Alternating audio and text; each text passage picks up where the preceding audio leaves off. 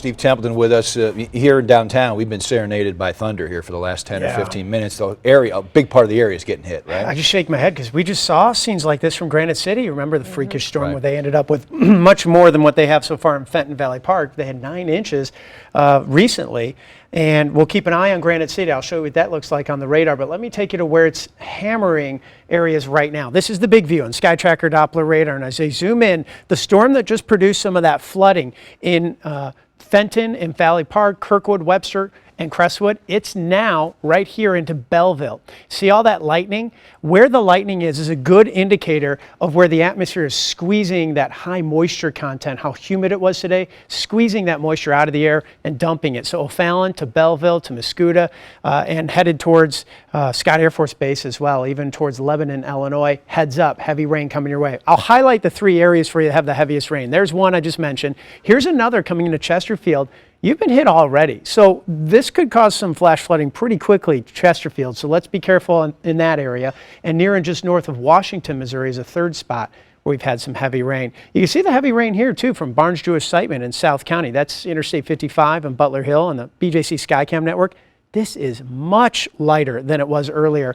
We're talking sheets of rain. You couldn't even see the interstate. See how close the interstate is? You couldn't even see it. I mean, absolute downpours. And we still have downpours to go through the night.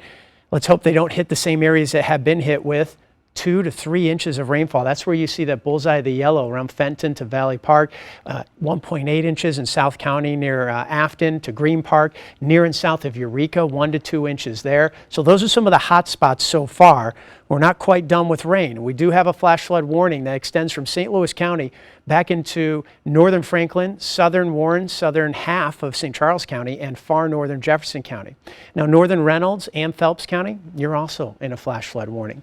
As far as more flash flooding, this is the area I really want to focus on overnight tonight. As that front pushes in, these are really slow-moving storms, and as these storms from the west move to the east, they can produce more of this heavy rain. You'll see that in Super Predictor hour by hour as we head through the overnight. Look at that, 3 a.m., still some downpours.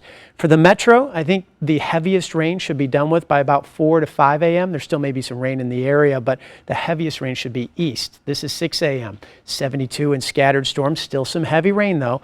Things really calm down mid to late morning. By lunchtime, a few new storms are trying to develop, but they're very spotty. 77 degrees at noon, and here's the front just south of St. Louis by 3 o'clock. A few more of these hit and miss type storms develop, especially south of St. Louis tomorrow afternoon. 1 or 2 of these storms can produce some isolated severe wind or hail, but they're going to move south of the area as we head into the evening. This is 7 o'clock, and we dry things out. So unlike the game tonight, tomorrow evening's game is going to be dry.